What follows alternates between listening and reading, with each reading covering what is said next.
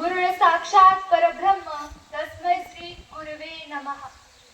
5 September अर्थात शिक्षक दिन म्हणून आपण साजरा करण्यात आला। आज डॉक्टर सर्वपल्ली राधाकृष्ण यांच्या जन्मदिवसानिमित्त शिक्षक दिन साजरा केला जातो।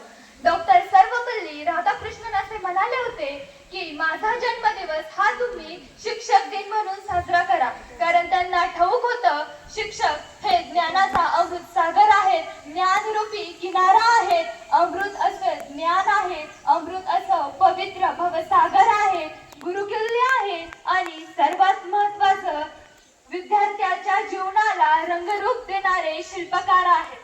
जेव्हा भाषणाला जाते तेव्हा सगळ्यांना विचारते what is mean by positive thinking, what is mean by success, what is mean by education. पण आता काय विचारू, what is mean by teacher, शिक्षक म्हणजे काय? कधी कोणाला प्रश्न पडलाय का शिक्षक म्हणजे काय?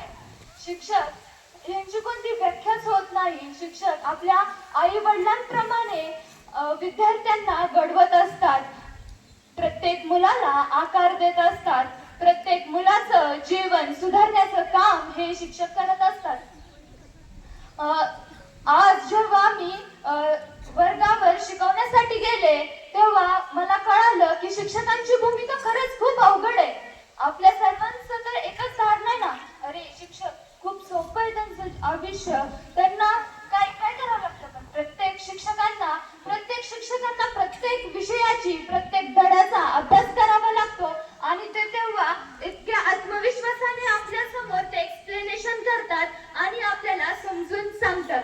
3 दिवस तयारी करूनही मला जे शिकवायचं होतं ते माझं राहून गेलं। 3 दिवस तयारी करूनही जे शिकवायचं होतं ते राहून गेलं आणि एवढ्या आत्मविश्वासाने मी त्यांना शिकवू शकले नाही म्हणजे। आणि तेव्हा आपल्याला समजतं की शिक्षकांना किती त्या विषयाची तयारी करावी लागते। एक शिक्षक 2 किंवा 2-3 विषय शिकवतात, आपल्याला 2-3 दिवसामध्ये एक धड्याची नीट तयारी करता येत नाही आणि आपण छोट्या शिक्षकांच्या चुका काढतो, ते चुकीचं आहे। शिक्षक आपल्या जेव्हा चुका होतात तेव्हा आपल्याला समजून सांगतात, ते आपल्याला रागवत नाही। जेव्हा शिक्षकांच्या चुका होतात, खरं तर मोठ्या माणसांच्या कधी चुका सांगू नयेत असे डॉक्टर राधाकृष्ण सर्वपल्ली असे म्हणतात।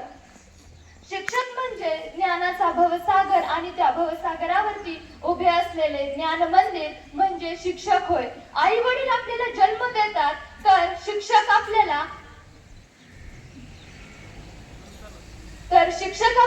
आयुष्य सुधारण्यासाठी नवे धडे देतात, नवे शिल्पकार हे आपण घडतो।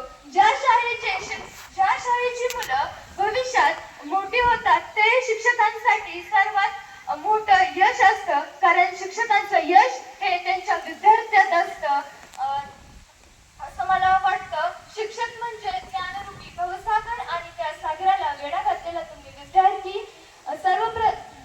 जाता एवढेच बोलू इच्छिते, सर्व शिक्षकांना माझ्या